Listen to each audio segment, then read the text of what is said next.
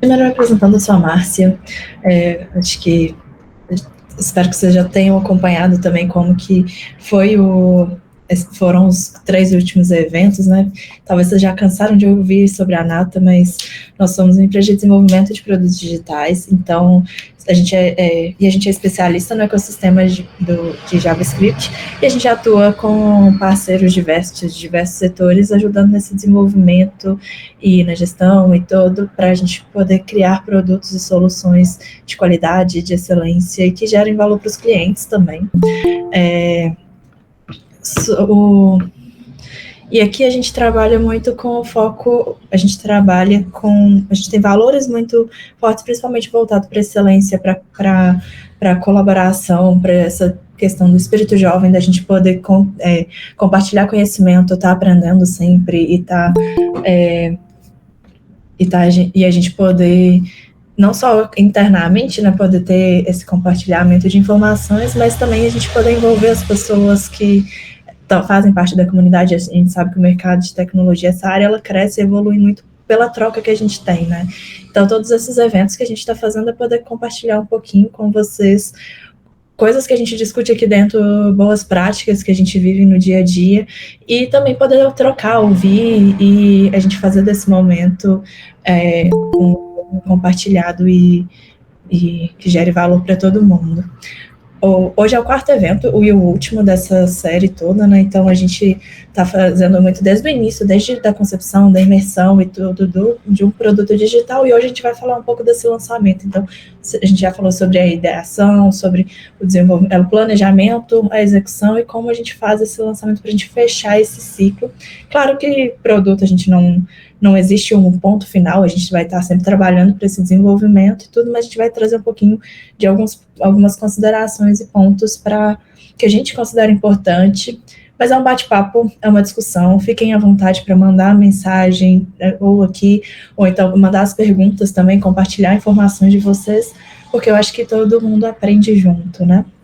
E alguns lembretes, assim, o esse evento a gente vai gerar certificado, então fica até o final, a gente vai ter um link tanto para vocês darem feedback quanto preencherem, para a gente poder fazer essa missão depois. A gente tem um canal no Discord também que a gente manda, e no Discord e nas redes sociais, para a gente poder estar trocando, para vocês também terem acesso às coisas que vão rolar da Nata.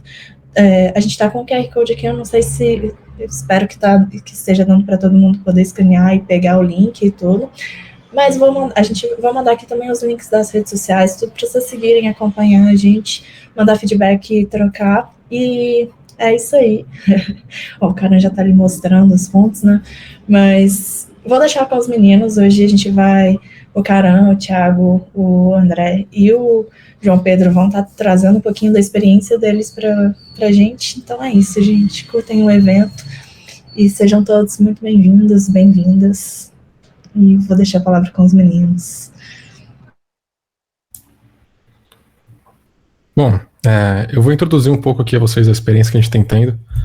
O Natatech aí foi 2 semanas de evento, 4 eventos no total, esse sendo o último. Eles podem ser vistos em isolamento, mas o legal é você poder ver tudo. Então, se conseguir, vai lá no YouTube, checa os outros episódios. A gente fez um processo muito legal acompanhando o ciclo inteiro de vida de um produto, desde a imersão até o planejamento, a execução e agora o lançamento. Então, a premissa aqui é que a gente montou um cenário fictício. No caso, a gente está fazendo um sistema de uma pizzaria e participamos da montagem da interface, da arquitetura, até chegar agora onde a gente vai finalmente meio que entregar o nosso MVP, o nosso pacote. Então, aqui o lançamento, desafio de sustentar e evoluir seu software, do lançamento à consolidação. Começando com umas considerações iniciais, eu acho que é importante a gente distinguir o conceito de lançamento do conceito de entrega. O lançamento, ele é uma etapa técnica, certo? De quando, essencialmente, você vai migrar o seu software do ambiente de staging ou de homolog para o ambiente de produção. Isso vai envolver um plano de go live, ele vai envolver monitoramento, vai ter a parte de geração de constituição de valor, CSD, vai ter gestão de produtos em produção, e aí a gente tem a entrega, que é essencialmente uma prestação de serviço ao cliente, certo? A entrega é quando a sua empresa finaliza o engajamento dela, então você vai ter o review final, você vai ter um termo de aceite, vai ter uma carta, toda a documentação e um repasse final para alinhar as expectativas. Então, rumo ao Go Live. Separo algumas etapas aqui. Eu incluí a etapa de planejamento, que vai ser onde você vai gerir os seus recursos, as pessoas envolvidas, o ambiente, fazer toda o planejamento do que pode ser feito para tornar a experiência do lançamento menos turbulenta para o seu time. Também vai ter a documentação, como dito. Vai ter uma etapa de reviews testes, onde a gente vai basicamente fazer um checklist, repassando para ver se o sistema está atendendo a expectativa, se ele está seguro com o estado atual dele. E a estabilização do ambiente, que é o momento antecedente ao lançamento mesmo, né, o Go Live, onde você vai basicamente separar aí a sua ambiente de produção para poder receber o software. A partir daí, vamos falar sobre como você planeja o seu software para viver em produção. Porque os problemas em produção, eles são muito diferentes, né? Os problemas do mundo real são bem diferentes do que você consegue prevenir no ambiente de desenvolvimento. Então você vai ter, por exemplo, falhas imprevisíveis, você vai ter um estresse que você consegue simular. E então, como que você consegue se prevenir para isso? Uma abordagem muito popular e boa é a computação orientada à recuperação, que foi basicamente um método que foi montado pela Universidade de Califórnia, e ele consiste em você entender que falhas e bugs são inevitáveis, que seu software vai falhar, ele vai ter erro, vai ter imprevisibilidade, que vai ter erro humano, que é sim uma grande fonte de erros no seu software, e que não adianta você tentar prevenir, prever todos os casos que podem acontecer a priori. E, além disso, a ideia central aqui é que você também, então, tem que, sim, no desenvolvimento, prevenir o que for possível, mas também preparar o seu software para reagir às suas falhas, então, para ele se recuperar. Uma medida que é muito popular, né, é o tempo médio de falha, que normalmente é usado assim para base dos times, que é quanto tempo seu software passa sem um bug. Aqui na computação orientada à recuperação, a gente teria o tempo médio de reparo, que seria o tempo que seu software sai de um estado imprevisível para um estado estável com que você está sob controle. E vamos pensar um pouco nos casos que eu disse sobre a imprevisibilidade de produção e sobre o cenário que a gente está fazendo da pizzaria. Você pode estar com o seu time, chegar lá numa War Room e pensar, beleza, a gente vai lançar, a gente analisou exatamente a nossa base consumidora, hoje a pizzaria tem tantos clientes, a gente estimou que 3 instâncias do nosso servidor vão ser o bastante para suprir toda a demanda. Só que aí o time de marketing, espertão, foi lá, jogou anúncio em revista, jogou anúncio na rede social, falando que agora tem cupom gratuito. E não só isso, algum usuário aí descobriu que tem um bug que, se ele apertar o cupom ao mesmo tempo com um amigo, eles conseguem usar 2 vezes. Então agora você vai ter um monte de usuário, todo mundo e a mãe deles tentando acessar seu sistema, renderizar cupom, o pessoal vai testar cupom já vencido, porque o usuário é assim, cara, ele vai estressar seu sistema até ele rachar. E, de repente, você caiu numa situação imprevisível, né? Não tinha como você prever isso, o time de desenvolvimento não fazia nem ideia, e de última hora você vai ter que resolver esse problema. Uma alternativa é, sim, deixar o sistema falhar, às vezes você vai aceitar o risco, mas se você vai para a produção com essa mentalidade de recuperação, você já vai fazer seu ambiente de modo que ele consiga se recuperar. Então você pode, por exemplo, usar uma infraestrutura imutável, que ela vai... basicamente você tentar não manter as suas máquinas manualmente. Ao invés disso, você vai usar containers da sua aplicação, que são muito mais previsíveis, eles têm um sandboxing, né? É um pacote estável que você consegue iniciar com muita facilidade, é extremamente fácil de replicar e também adiciona segurança, né? Hoje você tem vários serviços na cloud que te ajudam a gerir esse tipo de arquitetura, tanto que a infraestrutura imutável praticamente só foi surgir com a cloud mesmo, que por conta de Amazon ECS, a Google tem também na cloud deles o serviço de Kubernetes, que vai te ajudar com esses containers de aplicação. Você tem até algumas infraestruturas auxiliares que vão te ajudar nisso, como o AWS Signer, que ele pode checar assinaturas digitais e dentro do seu container. Então, antes, eu poderia simplesmente dar um push ali no meu CI/CD e, de repente, cair um código novo na minha máquina. Com a AWS Signer, não. Agora eu tenho que verificar a assinatura digital da máquina, da imagem, e aí eu consigo ter certeza que essa versão é autêntica, que ela provavelmente foi revisada, e um atacante, alguém que quer injetar código malicioso no repositório, vai ter que passar por muito mais etapas. Basicamente isso. Puder seguir? Bom, a próxima etapa é a documentação. Você vai querer incluir uma release notes no seu projeto. É importante lembrar que as suas notas de versão, elas são um produto, um objeto que vai ser primariamente entregue ao usuário. Então você quer ter uma linguagem muito simples, o mais simples possível. Você quer declarar todas as features que são relevantes para ele. E é importante não esquecer isso, que a release notes é um documento para o usuário. A entrega também, né, o lançamento pode não ser a entrega final, mas é uma entrega em todos os sentidos. Então ela vai acompanhar uma documentação. Nesse momento é interessante você ter todo o seu sistema documentado, do ponto de vista de arquitetura, de prática de código, e se possível também guias de estilo e outros empecilhos aí do seu sistema. Por fim, na documentação também é interessante você entregar algum documento. Isso não necessariamente precisa ser formal, pode ser uma pasta, pode ser uma planilha Excel, com pessoas-chave e contato do seu time, né? Tanto dos clientes, dos stakeholders, que você vai ter que comunicar no caso de uma eventualidade, de uma falha, quanto as pessoas, tipo, o seu arquiteto de nuvem, o engenheiro sênior, as pessoas responsáveis que podem responder a incidentes no ambiente de produção. Aí também tem a parte de testes, correto? Antes de você fazer o seu lançamento, você vai querer validar o estado atual do software. Então, faz uma checklist, vê todos os requisitos, faça uma revisão com QA, faça teste automatizado, faça teste de regressão para ver que nada quebrou, que seu sistema continua funcionando normalmente com todas as features antigas, mesmo com as mudanças que você vai fazer para a produção. E cheque também a sua aderência aos SLAs, né? Performance e qualidade. Eu vou até puxar esse gancho aqui para falar um pouco de segurança, que é uma SLA assim, muito importante durante o projeto. Eu separei aqui algumas práticas que você pode fazer, como deve mesmo. Isso aqui é nada que você vai precisar de uma central de segurança, de um analista especializado. É coisa que o seu time consegue fazer agora. Então, você vai lançar, verifica como você está a sua política de cookie. Vê se você não está armazenando dados como nome completo, endereço, qualquer coisa que pode identificar uma pessoa. Você está usando ID sequencial? Tenta trocar esse ID, vai lá no seu browser, tá? ID 1, tenta 2, vê o que acontece. Se você tem acesso àquele recurso, será que ele vai te dar algum dado ou será que ele vai dar um erro? Você vai ficar surpreso com quanto a aplicação não tem um controle de acesso assim, bem definido e deixa isso acontecer. Checa a injeção de SQL. Vê no sistema lá, pega seu VS Code, dá um Ctrl F e procura código que você está concatenando string. Você tem uma query, vê se você está adicionando input do usuário. Não confie em input do usuário, mesmo se for ID. O usuário vai lá e vai tentar mandar uma query. Também é crucial que você valide os arquivos do seu ambiente de produção. Então, no caso da pizzaria, a gente tem aqui provavelmente um cardápio. Primeiro, evita deixar o usuário enviar uma foto do 4K, sabe? Isso só vai pedir assim para ele sobrecarregar seu sistema. Então faça esse controle, mas também tome cuidado com formatos imprevisíveis.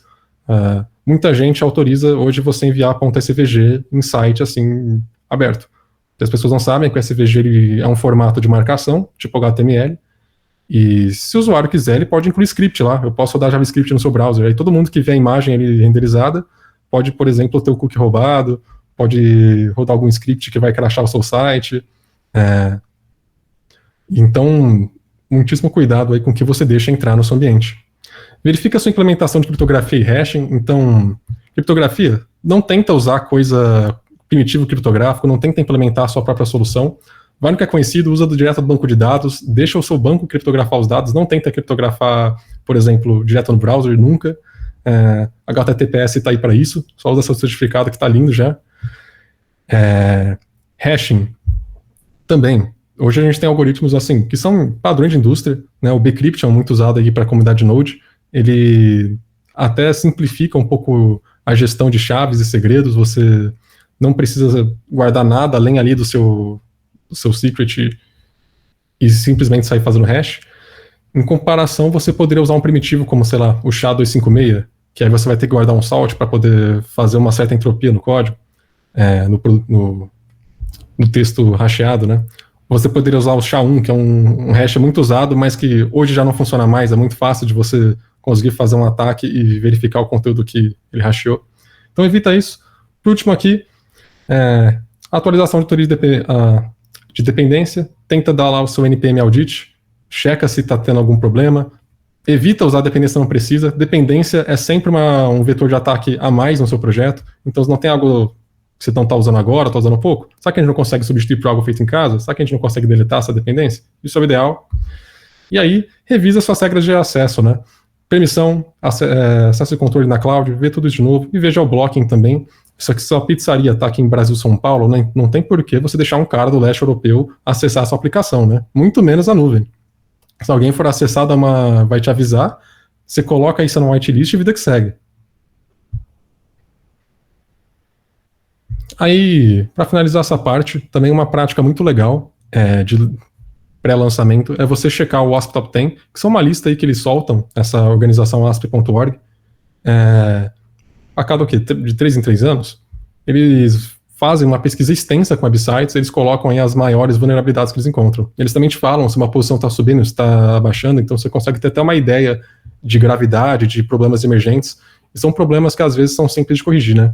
Controle de acesso quebrado, falhas criptográficas, igual eu falei agora, injeção, design seguro, que está aí, eu acho um ponto muito importante, que é basicamente, não é nem você ter uma falha, ter uma dependência errada, é você literalmente escolher fazer alguma coisa que não é segura, como não ter autenticação dos fatores, como deixar o usuário autorizar apenas por SMS, e todo esse tipo de prática que pode acabar assim, que vem do design mesmo. Configuração insegura, você está deixando o seu .env aí visível? Será que você está deixando um TXT? Será que suas senhas está tudo no Google Docs compartilhado? Não é legal, né? Não vamos fazer isso não. Novamente, dependência desatualizada, falha de identificação e autenticação, falha de software e integridade, falha de registro e monitoramento de segurança, e por último, falsificação do lado do servidor, cross-site scripting, né, igual a gente falou lá com a SVG, também é um problema que rola muito, mas que é facilmente previsível.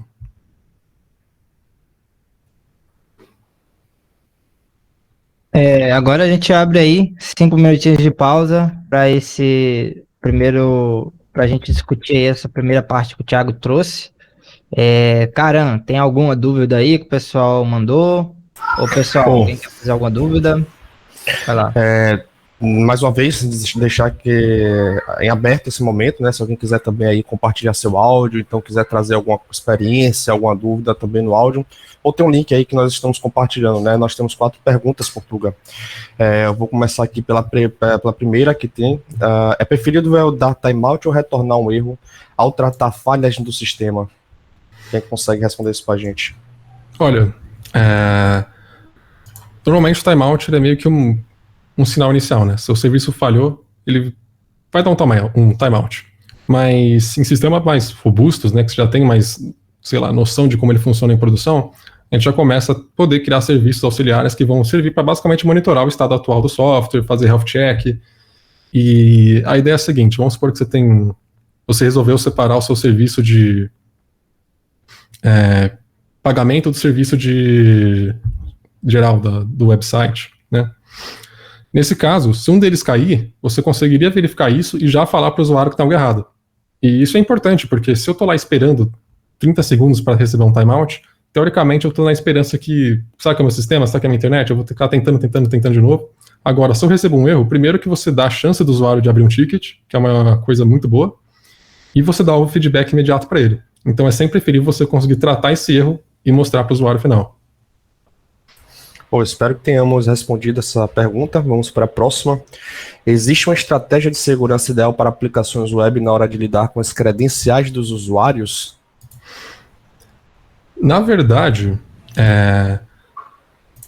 assim, o básico, o feijão com arroz aí, é você ter algum tipo de identificador de sessão, né? Pode ser um JSON Web Token, pode ser um cookie com uma sessão única ali, desde que seja algo que as pessoas não consigam prever. Então, o algoritmo não pode ser previsível, essa string, se eu conseguir adivinhar como que essa string vai ser baseada no input do usuário, o nome dele, isso já estaria quebrando. E a abordagem que você vai fazer não importa. Então, se você conseguir ter uma sessão que ninguém adivinha, se você conseguir criptografar os dados do usuário e não deixar esses dados serem, por exemplo, roubados de memória, deixar sempre esse cookie criptografado, trabalhar com HTTPS, isso vai garantir que a sua abordagem seja segura. Eu queria até acrescentar Perdão, fala aí. Pode falar, cara, pode ficar. Não, e acrescentar que também vai muito também, às vezes o projeto ele possui uma área ali especializada de segurança, né? E muitas vezes essa área de segurança ela vai trazer especificações e diretrizes, né, normas, RF6, né, para serem satisfeitas ali, e muitas vezes vai precisar de uma estratégia específica para atender essa necessidade, né? Então, vai muito também do projeto, claro, que projetos menos burocráticos aí, como o próprio Thiago falou, né? Tem coisas muito simples que conseguem. O pessoal grava muitas vezes na seção do próprio navegador, algo do tipo, né? O token, algo do. E transita isso. Tem outras pessoas que vão com cookie de segurança, né? Que é gerenciado pelo servidor, com diretivas específicas. Então vai muito também do projeto e das especificações de segurança e da maturidade, né? Uma alternativa também é sempre você usar um provedor, né? Você pode usar autenticação o Auth, né, usar o da Google, por exemplo, ou até mesmo tem algumas empresas hoje que elas cuidam dessa parte para você, tipo o Auth0, que eles têm assinaturas que te ajudam com isso, e claro que o nível de segurança também depende do que você trabalha, né, uma aplicação assim, às vezes que tá em mais dispositivo com sessão ao mesmo tempo, tá no celular, tá no PC, você vai ter que ter meios de discernir entre as sessões do usuário, às vezes vai exigir níveis maiores também de proteção, por exemplo, dados médicos, então tudo isso é algo para se atentar. Mago? Pode ser. Cara, eu posso trazer duas estratégias aqui, cara, que é muito usadas, que é o 2FA, né, que é o Two Factor Authentication. É uma estratégia, assim, de segurança muito boa para segurança de senhas e etc. E uma outra estratégia também anti-tentativa de invasão, principalmente anti de força bruta, é o CAPTCHA. É uma estratégia que a gente pode colocar aí que dá um grau, velho, na segurança do site. Sim, com certeza. Pulando aqui para próximo, né? Como garantir que o projeto só possua dependências seguras, né? Nós falamos ali, acho que de monitoramento de dependências, né? Auditoria. Existe uma maneira de a gente manter garantir, né? Essa segurança dentro das dependências? Garantir é uma palavra forte, né? A gente consegue prevenir, né? Com NPM Audit, vendo bases assim de dados.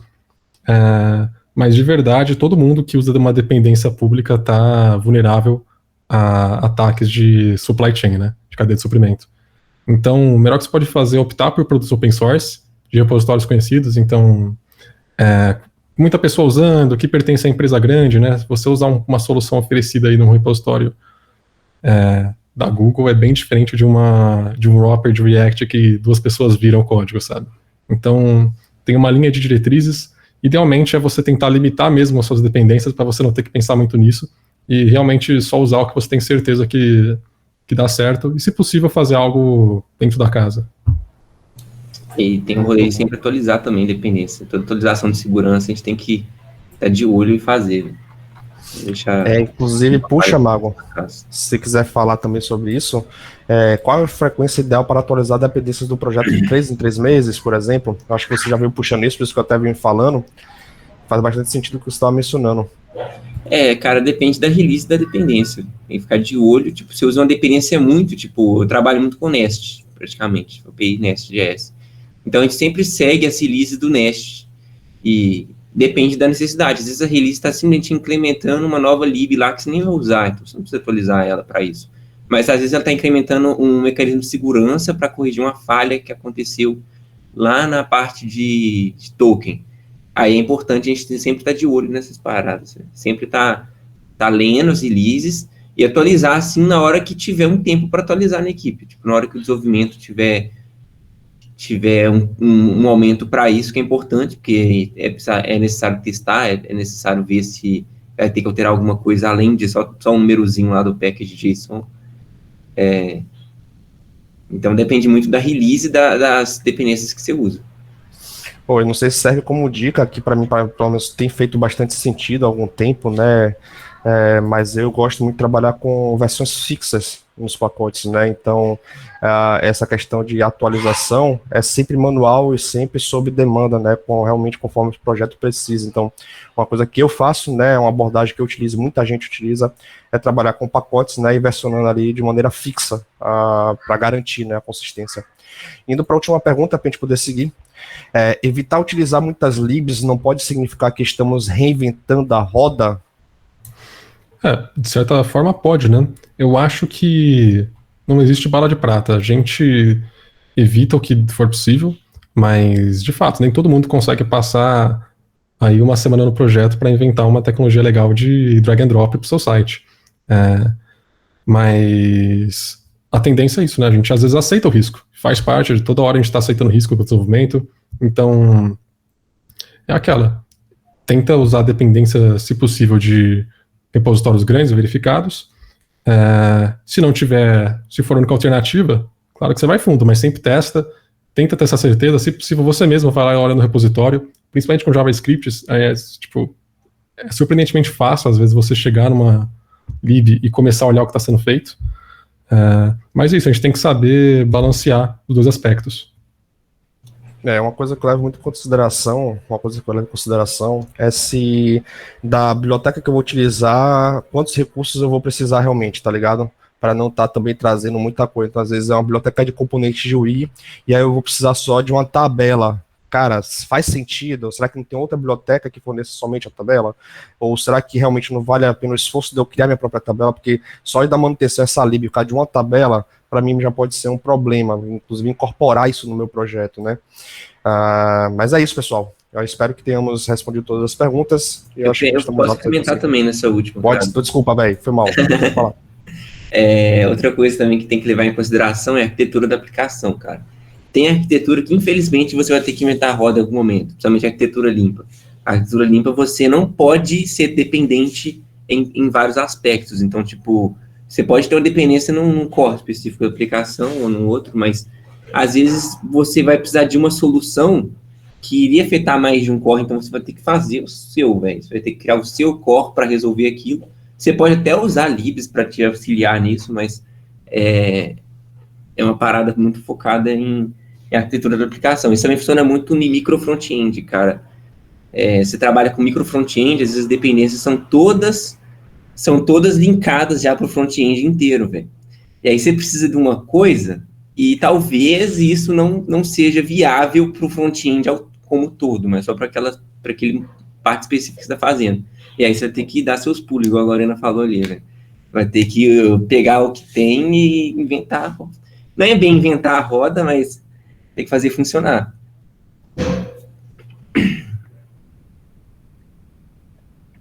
Show. Mais alguém tem mais alguma pergunta? Podemos seguir. Cale-se para sempre, então, né? Tô brincando. Lançou e agora? Pagou, bloqueia os clientes. Então, aqui a gente vai entrar um pouco numa fase de lançamento.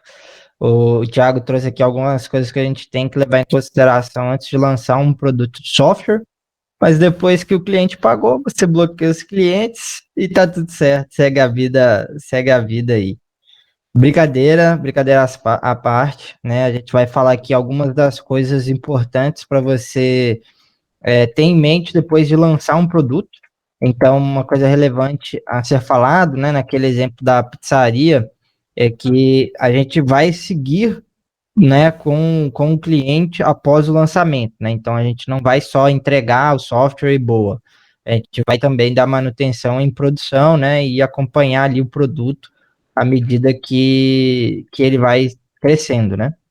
Então alguns pontos importantes que a gente separou aqui para falar são de métricas, roadmap do produto, monitoramento e controle e gestão do produto em produção. Então, um pouquinho de métricas aqui, começando com a definição de métricas.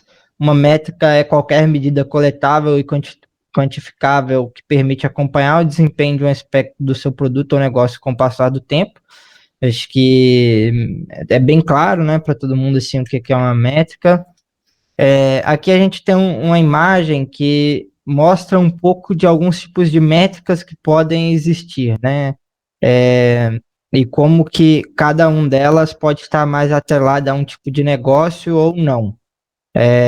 Um tipo de negócio pode ter, né, dessas métricas gerais todas ali para acompanhar, mas um tipo de métrica vai ser mais importante do que o outro. Por exemplo, para sites de e-commerce, né, que são basicamente sites que vendem alguma coisa, é mais importante você acompanhar métricas de conversão. Para sites, né, ou aplicativos como o Spotify, é mais importante você acompanhar a atividade ali do usuário, né? O que o usuário tem feito, o que ele tem ido no sistema, o que ele tem acessado, etc. E já para sites de conteúdo, né? Tipo blogs, jornal, Globo Esporte, por aí vai, métricas de acesso são muito relevantes, né? Que você acompanha a sessão, o tempo de sessão, bounce rate, todos esses tipos de métricas a gente vai falar um pouquinho mais ao decorrer dessa apresentação. Além disso, a gente vai trazer mais um exemplo prático da loja do Google. Ela chama Loja do Google Oficial. Ela vende aí algumas camisas e algumas coisas assim. E eles fizeram uma integração com o Google Analytics que é muito bacana. Tá disponível aí para todos testarem, sim. E basicamente tudo no site deles é integrado, então você consegue ver o que o usuário fez, o que ele não fez, qual página ele acessou, quanto tempo ele gastou, se ele converteu, se ele não converteu, se ele converteu, quanto que foi o valor médio da conversão dele, por aí vai. Mas como o tempo aqui é curto, né, a gente vai trazer aqui algumas métricas que são mais específicas para o nosso produto que está em produção, né, que é a nossa pizzaria aí. Então, algumas métricas importantes aí de acompanhar são métricas de acesso, né, porque você quer saber ali a sessão, né, quantas sessões seu site está tendo, quantas sessões por usuário, quanto em média um usuário está gastando, quantas páginas por sessão, se ele já entra e já sai, né, que ali basicamente eu fui falando o que significa cada um deles, né, mas nessa imagem aqui a gente tem isso um pouco mais claro no Analytics, né, que é em gráfico. Então ali da esquerda para a direita, sessões, a quantidade de sessões que o seu site teve e como que ele define uma sessão, né? Uma sessão é quando um usuário acessa o seu site e passa um tempo ali. Depois que ele ficou um tempo inativo ou simplesmente fechou, ele conta como um término de uma sessão. Então, por exemplo, se você entrou na Amazon, abriu, mexeu ali durante 1 minuto, ficou meia hora sem entrar, ele já pode considerar que você terminou uma sessão. Se você voltar e continuar a compra, ele vai computar como uma nova sessão. É por isso que, às vezes, o número de usuários e o número de sessões, ele difere bastante, né? Sessões por usuário, então aí já é tipo assim, quanto que cada usuário entra, então foi aquilo que eu falei, um usuário pode entrar no seu site e ter várias sessões, em média, né? Então, você, sei lá, no site da Netflix, você como um usuário, você pode entrar 5 vezes ao dia, né? A duração média da sessão é o tempo médio que você ficou ali. Então, nesse caso, que é o marketplace da Google, é 4 minutos, mas o tempo médio, por exemplo, da Netflix deve ser bem maior, né? O próximo ali, eu não consigo ler, mas imagino que seja sessões por usuário. Não sei qual que é o próximo ali, acho que tem que abrir o gráfico aqui, depois eu mostro para vocês como pegar esse gráfico. Um pouco de métricas de conversão. Métricas de conversão é muito importante, principalmente para esse caso, porque você quer saber quantos usuários entraram, o que eles fizeram e quantos de fato converteram, que é no caso da pizzaria, compraram algum lanche, né? Então eu separei duas aí fundamentais, que é User Customer Conversion Rate e a Conversion Rate, né? As duas são bem parecidas entre si, mas a diferença é que o User Conversion Rate é quando você converte um percentual de usuários gerais em usuários ativos. Então, um exemplo que eu trouxe ali é no Spotify. Você tem usuários que são free e um percentual deles começaram a pagar o premium, né? Então, é a conversão de um grupo de usuários, né?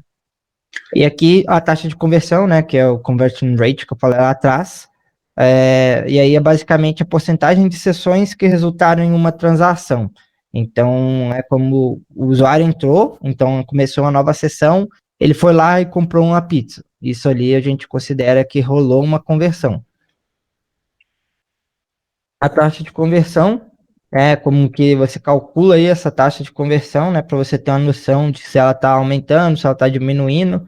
Então é o número de conversão dividido pelo total de usuários, né, total de visitantes, por 100, né? E uma vantagem de ter site, nesse caso da pizzaria, né, é que quando você tinha só o WhatsApp, é muito difícil você acompanhar isso, né? Tipo assim, quantas pessoas mandaram mensagem, quantas pessoas ligaram, é muito difícil, velho. Então, às vezes você pode ter perdido uma oportunidade ali de venda que você não sabe. E quando você tem um site, você consegue acompanhar isso muito melhor, né? Inclusive, você consegue acompanhar algo que eu vou mostrar a seguir, é a jornada de compra do usuário, né? Então, isso aqui também é chamado às vezes de funil, né? Então, funil até a conversão do usuário.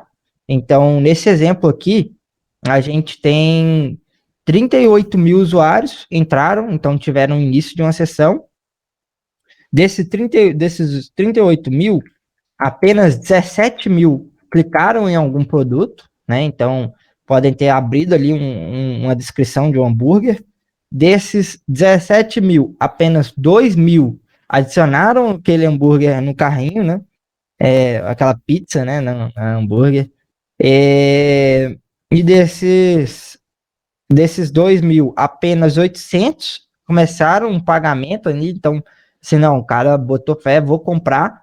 E desses 800, apenas uma porcentagem de fato compraram, né? Então, essa é uma métrica que você consegue acompanhar o que o seu usuário tem feito, né?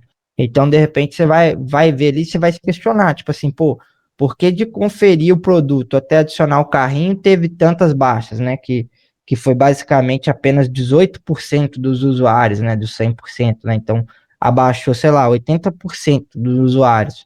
Talvez o seu preço está muito caro, talvez não é o que o cara esperava ali quando ele viu os detalhes, né?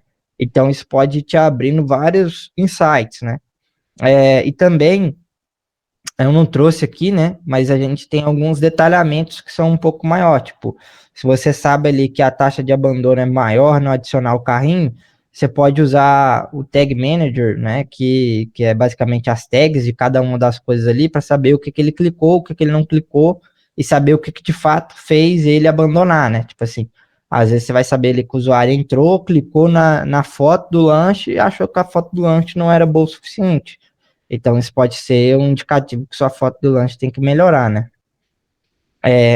E mesma coisa iniciar pagamento, né? Tipo assim, qual que é o sentido do cara clicar para pagar e só pagar tipo, metade das pessoas que iniciaram o pagamento, né? Talvez as formas de pagamento que você tem não são boas o suficiente, né? Às vezes você só aceita Pix, né? Inclusive, tem um exemplo real disso, né? Eu mesmo compro numa hamburgueria aqui perto de casa, que eles só aceitam pagamento online. E isso dá muita raiva todas as vezes, porque se você tenta passar seu cartão, ele não dá certo, então ele só meio que só funciona no Pix. Eu acho até que é uma estratégia, né? E aí, tipo assim, dá muito ruim, porque você não consegue pagar online com o seu cartão, né? Mesmo que seja débito, você não consegue pagar na entrega, então você só pode pagar no Pix, né? Então, isso afasta muita gente, né? Inclusive, eu já deixei de comprar por conta disso. Métricas de produto versus métricas de negócio. Acho que até aqui a gente falou bastante de algumas métricas de produto para acompanhar, mas tem algumas métricas de negócio também que são relevantes de acompanhar, porque um não vive sem o outro, né? Basicamente, essas métricas de negócio, elas vão te dar um indicativo de que o seu negócio está sendo rentável, né? Então, independente se você tem ali 10 mil acessos ao seu site e só tem uma venda, né? Não mudou muita coisa, né? Então aqui eu decidi trazer até um exemplo um pouco mais real de como que uma coisa pode impactar a outra e como que uma métrica de um negócio ela pode ser medida, acompanhada, né, por uma métrica de um produto. Então, por exemplo, se você tem ali o aumento do número de vendas, né, o resultado de um negócio que você esperava, né, o valor para o negócio, e também o aumento da receita. Então, são as duas coisas que a gente decidiu ali, né, no site, que vão ser as fundamentais, assim, para o nosso negócio, né, receita e a quantidade de vendas. No produto, o que a gente vai ter no produto para satisfazer isso? É visualizar o cardápio online e a possibilidade de comprar online, né? Que é aquilo que a gente já tem. E algumas métricas para acompanhar isso. Quantidade de pedidos entregues efetuados pelo site, o tempo médio de ciclo de vendas, quantidade de pedidos por dia, o valor médio dos pedidos e a média de itens por carrinho. Por que a gente tem várias dessas métricas, né? Acho que, basicamente, por mais que a gente tenha aquela North Star, né, que é aquela métrica-alvo, que é aquela métrica, assim, que ela é mais importante do seu negócio, independente de qualquer coisa, então aquela métrica ali, ela tem que ser impactada em todos os casos. Algumas das vezes, se você olhar para uma métrica separadamente, você pode ter uma percepção errada. Por exemplo, se você olhar a quantidade de pedidos por dia e não olhar o valor médio dos pedidos, você pode achar que seu produto está melhorando. Mas imagina que no dia ali tenha tido 10 vendas, mas as 10 vendas foram de pessoas que compraram um refrigerante ou que compraram um hambúrguer mais barato, né, a pizza mais barata. Então, tipo assim, às vezes em um outro dia você teve uma venda só, mas foi uma venda que foi uma pizza família, né? Então o valor médio era muito mais alto. Então isso significa mais dinheiro para o seu negócio, né? E também, tipo assim, quanto mais transações você tem, mais taxas você vai pagar, né? Então é melhor que você tenha um produto que ele seja maior, uma venda que ela seja maior do que várias vendas picadinhas, né? Então é por isso que também é relevante você acompanhar a média de itens por carrinho, porque você quer sempre aumentar isso. Aqui um pouco do roadmap do produto. Não foi tão detalhado assim, né, também muito pelo tempo, mas a percepção maior que eu quero ter com vocês aqui é de vocês olharem como que a métrica do negócio, né, o resultado do negócio, ele está lá em cima e você está trabalhando com todas as outras coisas para impactar aquela métrica de negócio. Porque foi o que eu falei, né?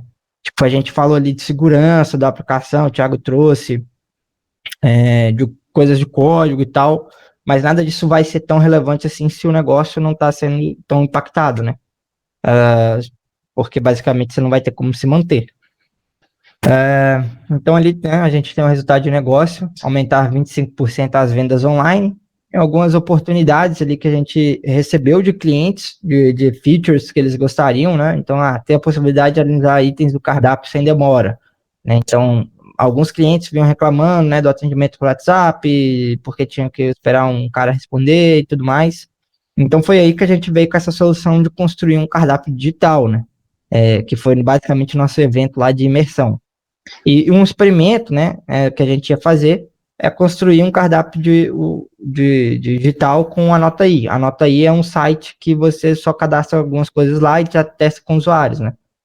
Antes de desenvolver o nosso site, a gente testou com um site de talvez, não é bem um concorrente, né, mas um site que você pode gerenciar cardápios online para fazer um teste com o usuário.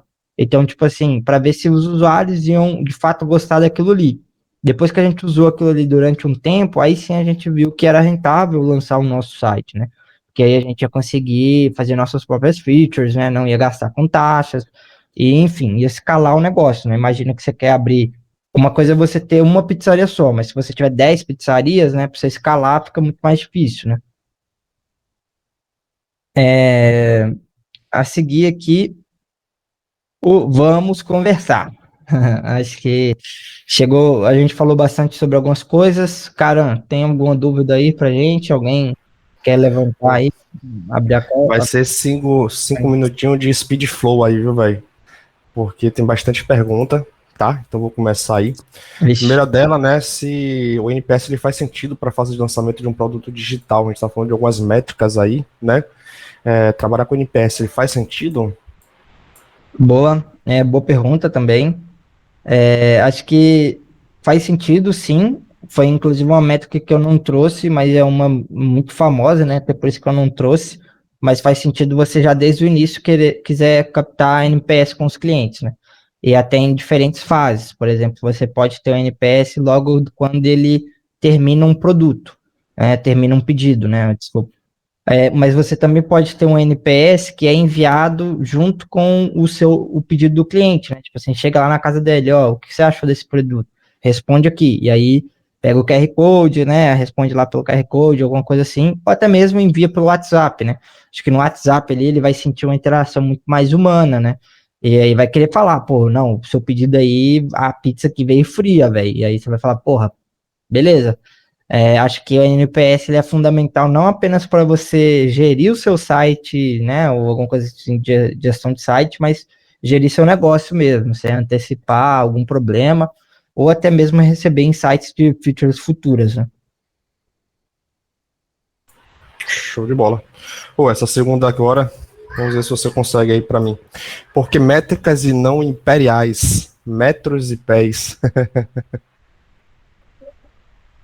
Essa daí tem que pedir ajuda pro especialista, velho. Essa pergunta aí já tá next level. Acho que tem que usar o chat GPT para responder essa daí, viu? Você consegue responder alguma coisa? Eu não consegui realmente. Isso aí é brincadeira, né? Já tem tudo mago aí. Acho que ele podia usar meias e não passo, Aqui sei nos lá. Estados Unidos, eles usam pés e a gente usa metro, velho. A gente usa metro. Sabia que era alguma coisa, né? Vamos lá para a próxima, então. Vocês teriam uma fórmula de quais métricas um site de vendas precisaria ter para atingir seus resultados? Bem, Manda aí, velho. Essa aí eu já fiz a pré-pesquisa já, velho. Eu mandei uma lista aí muito boa. Provavelmente aí deve ter algumas aí que são bem boas de se acompanhar, né? Mas acho que uma percepção que eu tentei trazer é que a métrica ela não é tudo. Tipo, basicamente o resultado de negócio e a experiência do cliente ali importa tanto ou até mais do que a métrica. A métrica você vai usar para acompanhar se algo está indo de acordo com o que você esperava ou não. Então, tipo assim, talvez você ter essa noção de que o que você quer impactar são os clientes, proporcionar a melhor experiência possível. E aí a métrica vai refletir em cima disso, mas o Mago mandou aí de algumas vendas, algumas métricas que você pode acompanhar. Agora, para atingir os resultados que você espera, aí acho que a experiência do cliente importa até mais do que você ter métrica. E vale também, inclusive. Tá ruim. E vale, inclusive, também um benchmark, né? Às vezes você pode fazer um benchmark com outras empresas do mesmo segmento, né? E entender o que se encaixa quando está muito turvo ali, às vezes você não entende muito quais seriam as melhores métricas para vocês, pode puxar alguém, né? Algum do mesmo segmento, fazer um benchmark e tentar entender com ele e entender o mercado. Mago, quer falar alguma coisa? Não, eu só ia complementar. Não, esse gatilho que o gancho que o Mago puxou, ele é relevante também, porque, tipo, métricas demais dá ruim. Então, igual a gente tem um caso, né, que, tipo assim, você tem hoje analytics para tudo, velho. Mas você ficar acompanhando tudo também, às vezes pode te dar até uma percepção errada e também você perder de vista o que é mais importante, que é o cliente. Então, por exemplo, se você vai fazer uma campanha nova de desconto, é lógico que talvez ali o seu lucro, a sua receita, né, vai cair. Mas o que você fidelizar ali de clientes a longo prazo pode ser que você receba mais, né?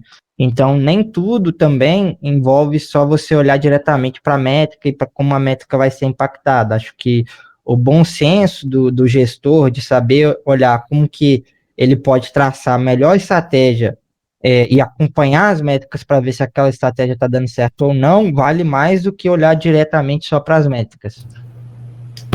Eu acho que também olhar para tudo é olhar para nada, né? Quando você olha para tudo, na verdade você está enxergando praticamente nada que você quer de fato ali do seu focal. E muitas vezes o seu dado pode estar enviesado, né? Ainda mais no estado mais inicial da aplicação, a tendência é você ter tipo usuários mais entusiastas. E dependendo de como ocorrer, se você só focar nas métricas que eles estão te dando, o feedback deles, você pode acabar meio que alienando o mainstream do seu produto. Também é uma coisa que acontece bastante na indústria. Uma coisa assim que a galera costuma ter, eu acho que até podia ter trago isso na apresentação, mas depois vocês pesquisem aí, que é a métrica Estrela Norte. Então, basicamente, esses grandes produtos, eles costumam ter uma única métrica que eles vão acompanhar independente de qualquer coisa. Então, eu lembro de uma vez que o YouTube, ele tinha essa métrica e eles olhavam, acho que era tempo de usuário, tempo gasto do usuário, sei lá, alguma coisa assim. E depois que o TikTok surgiu com quantidade de tempo. Ah, não, o do YouTube era a quantidade de tamanho do vídeo, né? E depois que surgiu o TikTok, eles viram que vídeos menores eram melhores porque o usuário passava mais tempo. E aí o TikTok, tipo, acompanhava essa métrica sempre, né? De quantidade de tempo do usuário no aplicativo. E a partir disso, isso levou o YouTube a pivotar bastante na sua estratégia, né? Eu pesquisei depois de métrica Estrela Norte. Sim, sim. Mago vai falar? Eu só ia falar que, tipo, o André citou um negócio muito importante aí sobre métrica, cara. Que existe estratégias de marketing, ou estratégias de negócios de curto e longo prazo. Então, às vezes, você está fazendo uma estratégia de longo prazo e você está esperando a métrica no curto prazo. Está esperando que o negócio melhore de cara, mas pode ser que tenha uma queda para ter o ganho. Então, existe uma forma de ver também a métrica, né, de acordo com o que está acontecendo. É só isso. Ô, dando uma acelerada aqui agora, tem 3 perguntas ainda. Se quiserem, a gente pode seguir, mas a gente pode finalizar essas perguntinhas rapidamente. Número elevado de acessos a um site pode ser entendido como maior taxa de conversão? Jogo rápido.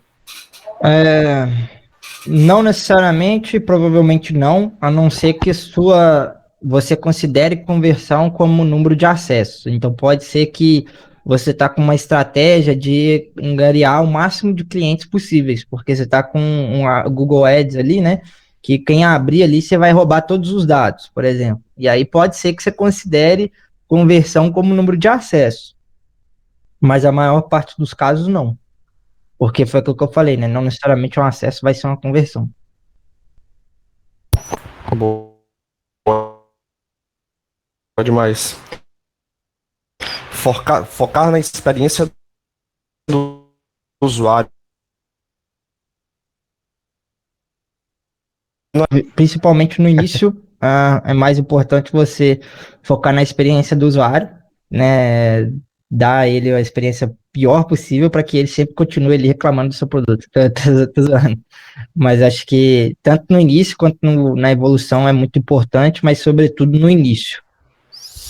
E a última para a gente fechar aqui, essa próxima sessão, como identificar a métrica-alvo do meu produto, né? A gente falou de bastante métricas aí, eu acho que você falou de métrica-alvo, inclusive, não foi? Eu acho que foi métrica Estrela Norte, né? Bem difícil essa pergunta, acho que é bem específico ali, de produto a produto, mas o mais importante é você conhecer seu produto, tipo assim, o que é mais importante para o seu produto dar certo, ou o que é aquela métrica assim que ela sempre vai refletir se você está indo bem ou não. Inclusive, né, talvez a gente possa mostrar aí no fim de exemplos de métrica norte de outras empresas, né, que tipo assim, aí você vai ver como que isso ali realmente faz muito sentido, né. Eu posso tentar achar aqui no fim, eu trago aí e mostro pra galera aí também, que é algo muito interessante. Pô, então a gente fecha esse segundo ciclo agora. Podemos seguir. Valeu, pessoal. Valeu. Bom dia. Agora a gente falou de métrica. Vamos falar de monitoramento. Como que a gente vai monitorar essas métricas aí? Eu vim aqui para trazer... Pode passar aí. Eu vim aqui para trazer algumas ferramentas as ferramentas de apoio para você conseguir fazer isso, conseguir validar a meta, conseguir executar alguma coisa em cima da meta, baseado no que a gente acabou de ver, de métricas. Vamos lá. A primeira ferramenta que sempre tem, né, a ferramenta muito conhecida por todos, é o Google Analytics, que ele é perfeito para fazer todas essas processamento de dados métricos do seu site. Com ele você consegue medir todas essas paradas de taxa de conversão. Esqueci os nomes, velho. Acessos. Taxa de conversão, mas você consegue ver, tipo, da onde que o cara tá vindo mais. Engajamento. Se o cara tá vindo pelo Instagram, pelo Facebook, por alguma... Por exemplo, pode criar uma estratégia de marketing de ads, colocar no Google Ads, e aí todos os pessoas que acessarem por aquela ad de marketing pro seu site, você consegue saber de onde é que ele tá vindo cada um, velho. E outra coisa importante para falar é sobre as KPIs. As KPIs são os parâmetros que a gente usa para verificar o quão bom a aplicação está sendo. Tipo de dispositivo também é muito massa para o Google Analytics, que você consegue tirar métricas de tudo. Mas para se realmente usar as métricas, você precisa ter um KPI, você tem que ter um indicador de desempenho do seu site. E esse indicador vai de acordo com a métrica do seu produto, da sua empresa e tal. Por exemplo, um KPI que a gente citou é a taxa de conversão. Um outro KPI que eu posso trazer seria, sei lá, custo de aquisição, que é o custo de adquirir um novo cliente, quanto que você está gastando em marketing, quanto você está gastando em desconto para adquirir um novo cliente. E aí você pode ver se isso está valendo a pena, ou se dá para investir mais, dá para dar uma reduzida ou coisa assim. Retorno de investimento, você consegue também já calcular o quanto, tipo, eu fiz uma estratégia de marketing de R$200 mil para divulgar a pizza no YouTube. Vai aparecer lá no YouTube, lá, propaganda na nossa pizzaria. E aí você consegue ver, tipo, as pessoas que vieram dessa propaganda do YouTube, quanto de receita que elas estão gerando, quantas vezes elas estão finalizando. Aí você consegue criar esses controles, assim. E o Google Analytics é o cara para isso, velho. Tipo, eu não vejo um site que use outra ferramenta que faça o que o Google Analytics faz. E ele é gratuito. O Google Analytics você consegue instalar no seu site com facilidade, ele é de graça. Mas, se você quiser umas coisas a mais, um suporte extra ou coisa do tipo, você tem a opção de pagar. Sempre tem a opção de pagar, né? E uma outra métrica que a gente traz aqui, que é extremamente importante para a aplicação, é o SEO. E o SEO é praticamente, se quiser passar aí, o SEO é praticamente o indicador de desempenho do seu site em resultados de busca. É o que vai falar o quão bem seu site vai aparecer na busca do Google. Se você procurar pizzaria no Google, qual vai ser a posição do seu site e por que ele está lá. E existem várias métricas para isso. Você ficar medindo SEO é bom para você sempre otimizar o conteúdo do seu site para melhorar o resultado de busca do seu site. Por exemplo, uma coisa importante de ter no seu site são tags, palavras-chave, HTML semântico. Tudo isso tipo, dá uma diferença para o Google, para ele mostrar seu site lá para a galera, quando você pesquisa. Existem vários, tipo, tem um próprio do Google Chrome, se você abrir um inspecionar elementos, você consegue checar o SEO do site de uma forma bem rápida, assim. Você consegue até ver dos outros sites dos outros. Ele é muito bom. Mas o Google Search Engine é, tipo, para ser o melhor, já que todo mundo usa Google, ninguém usa outro. Tem gente que usa Bing e tal, mas é bem poucas pessoas. O Google já criou a engine dele para poder trazer de acordo com as métricas que ele já usa, que é a Google Search Engine. Ela já vai fazer isso para você e ela é 100% gratuita. Eu acho que nem tem plano pago na Google Search Engine. Tipo, é bom para o Google você ter um negócio otimizado para o Google. Então, eles já estão nessa ideia de marketing da engine deles. Isso também. As suas páginas mais ranqueadas são aquelas que aparecem, tipo, você pesquisa um site, às vezes aparece vários caras em negrito, assim, ó, página blog, página não sei o que, essas são as páginas ranqueadas que o Google acha mais importante de exibir para o pessoal. Aí você consegue ter uma noção boa. E agora, uma outra métrica massa é o heatmap do seu site, que é praticamente o campo de...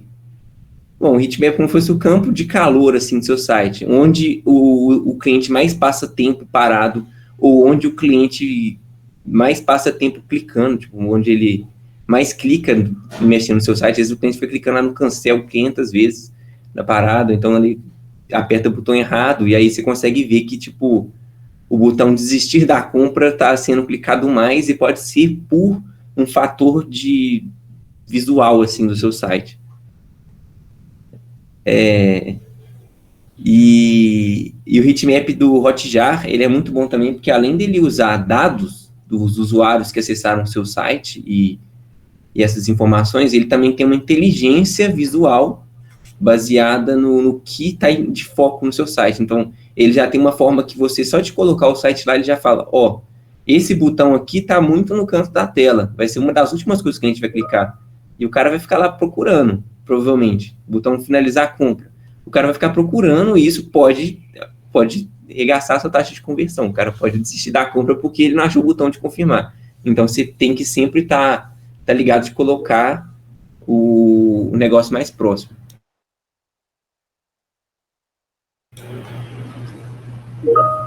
Tem vários caras muito bons, velho. Tem vários caras muito massas para você conseguir mapear o heatmap. Tem outro cara lá do Hotjar que eu queria citar, é que ele tem uma outra funcionalidade que eu não vi ninguém tendo. Tem até um GIF ali, ó. É uma funcionalidade de filmagem da tela. Ele tipo, instala um keylogger no seu site e todo cliente que acessa, ele consegue traquear quais foram os movimentos que o cliente fez. Então, tudo aquilo que está naquele GIF é isso. O cliente passando o mouse em cima, passando o mouse para dar mensagem que ele está lendo, às vezes clicando no botão, às vezes você consegue ver o cliente perdido no seu site, tipo, indo para frente, para trás, cancelando, adicionando item no carrinho, tirando, porque ele pode estar confuso com alguma coisa. E o Hotjar disponibiliza essa funcionalidade, mas essa daí é paga. Você tem que comprar o número de vídeos que você quer. E é extremamente seguro. Ele segue a lei LGPD muito bem. Tipo, você nunca vai saber quem é o usuário, de nenhuma forma. Ele sempre vai rasurar o texto que o usuário está escrevendo. Você não sabe quando que ele fez o acesso ao seu site, você sabe que ele fez. E aí essas coisas aí, ele já mantém aquela segurança nas suas informações. A LGPD tá de olho, velho. É a polícia dos sistemas, né? E agora um outro cara que eu queria trazer aqui é o Datadog, que eu venho usando muito. Principalmente que hoje eu trabalho num sistema de cartão de crédito. Então qualquer erro é crucial, cara. Não pode ter erro, não pode. Tipo, se tem um erro, a gente tem que resolver ele o mais rápido possível. Cara, o cara ajustou o limite, deu pau, a gente tem que ir lá e arrumar. E para isso a gente precisa de alertas, a gente precisa de uma equipe especializada, a gente precisa de um suporte, e a gente precisa estar sempre atento. E o Datadog é um sistema que é perfeito para isso. Tipo, ele, baseado em logs da sua aplicação, você consegue automatizar várias coisas. Tipo, sempre que ocorrer um log de erro, você pode mandar uma mensagem para o WhatsApp de alguém, ou então uma mensagem num grupo, ou então um alerta no Microsoft Teams. Você pode criar esse tipo de contato direto com as pessoas chaves, que é uma parada que você tem que estar ligado, que você tem que ter uma pessoa lá disponibilizada para resolver treta do seu sistema e que tenha um conhecimento grande do negócio. Essas são as pessoas chaves do seu sistema. Essas aí tem que estar sempre ligadas com esse sistema, por exemplo. Isso também é muito bom para ver fraude, velho. Muito bom para ver fraude, o pessoal tentando fazer fraude financeira, e aí você consegue ver por métricas criadas, né, no Datadog, assim. E ele é importante para fornecer suporte técnico. É bom você ver o problema antes do problema crescer. Por exemplo, se você tiver uma atualização do seu sistema e, sei lá, 30% dos clientes agora estão tendo erro na hora de acessar a conta. Você, antes de alguém mandar lá no suporte, reclamar, abrir um reclame aqui, ou alguma coisa assim, você já vai ver 300 logs aparecendo, falando que tá dando problema no seu site, e você já resolve lá. Esse é o famoso plantão pós-produção, né? Você sobe para a produção, fica lá mais 3 horas trabalhando para deixar o ambiente... Sextou? É o sextou que termina no sábado, né, velho? Começa no sábado. E aí eu queria entrar com mais força agora para falar de logs. Thiago, quer falar alguma coisa? Eu só ia falar que uma vantagem também de usar um serviço tipo assim, o Datadog, é que você tem os seus logs centralizados e fora da sua máquina de produção, né? Então, tipo, também tem empresa que sofre, né, com perda de log durante falha. Então, tipo, mano, você vai mandando para lá, você pode inclusive replicar esses logs, né? Você faz o offload, você melhora a performance e, de novo, mano, é um ambiente, tipo, controlado fora do servidor comum. Esse é um caso daquele que a gente falou, não reinvente a roda, né? Isso aí, existem métricas, essas coisas, monitoramento, existem muitas ferramentas no mercado, ferramentas robustas, boas, seguras, então usem bastante elas. Eu posso citar uma coisa também, o Datadog, ele só existe em versão paga, infelizmente. Você vai pagar por cluster de aplicação, então é um negócio que pode ser caro, dependendo do tamanho da sua aplicação, e é pagamento mensal. Não existe versão gratuita no Datadog, embora exista, eu até trouxe aqui uma, que se chama Grafana, ela é bem famosa, open source, mas talvez você gaste mais para usar o Grafana do que para você pagar o Datadog mensalmente, cara. Para você ter um treinamento, para você subir o sistema, pode ser mais caro.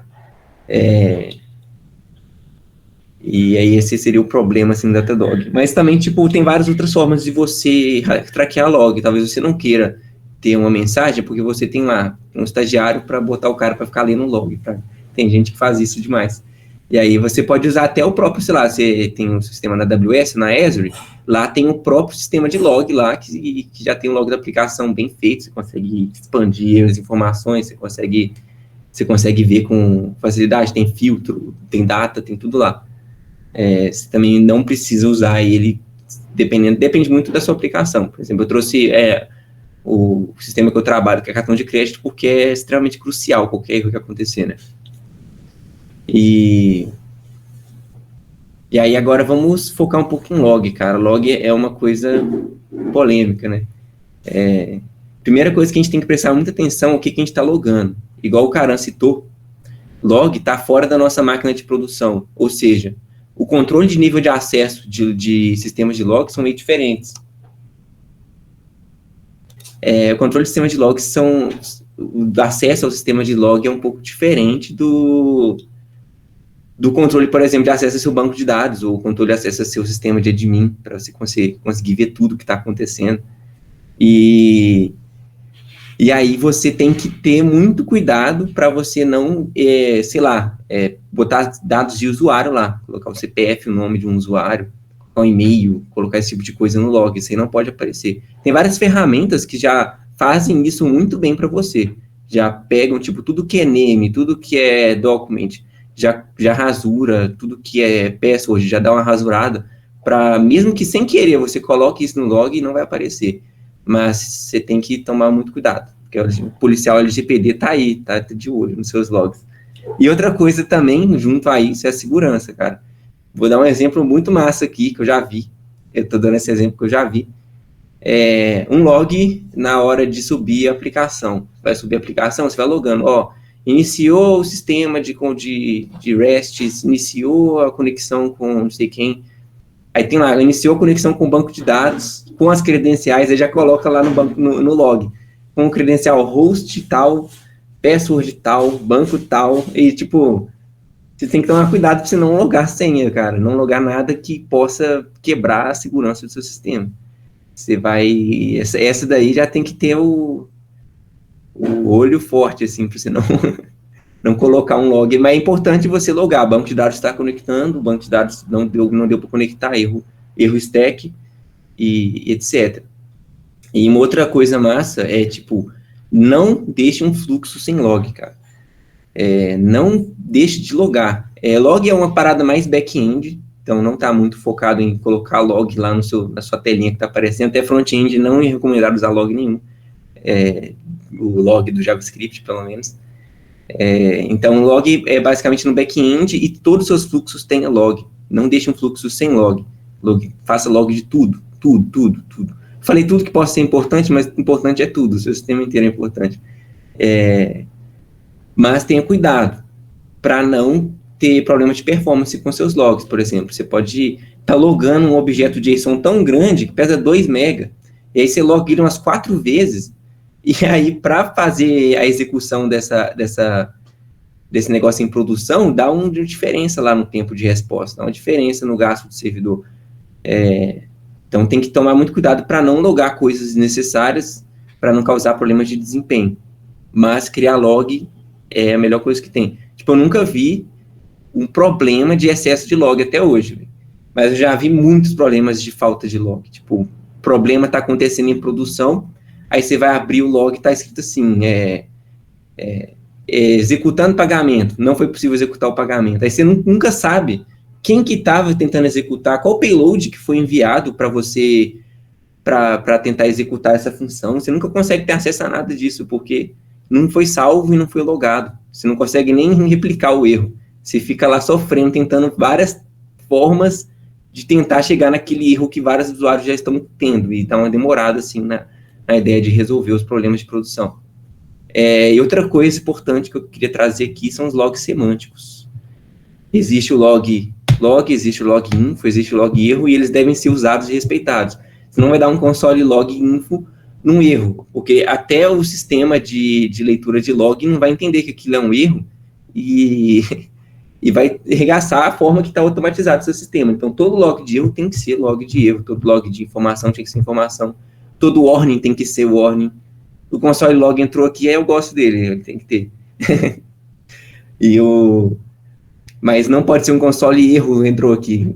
Depende, talvez, mas geralmente não. Você não vai dar um console erro entrou aqui.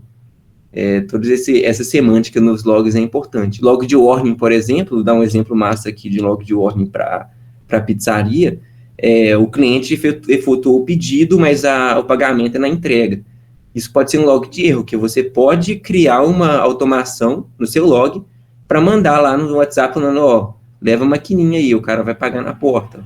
Algum lembrete, assim, out da aplicação, né? Principalmente se não tiver um sistema, por exemplo, para o entregador. O entregador iria por WhatsApp. Erro humano acontece muito. Aí você tem uma automação, assim, mais de leve, vale a pena.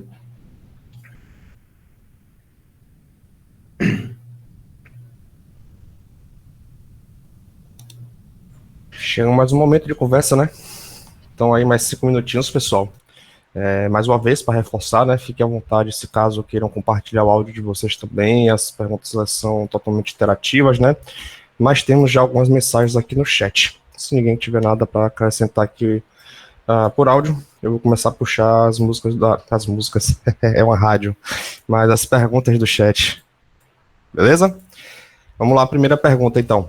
Após o lançamento, o preço de manutenção fica por recorrência pré-definido antes ou a cada alteração gera um novo valor? Podem discorrer os trade-offs?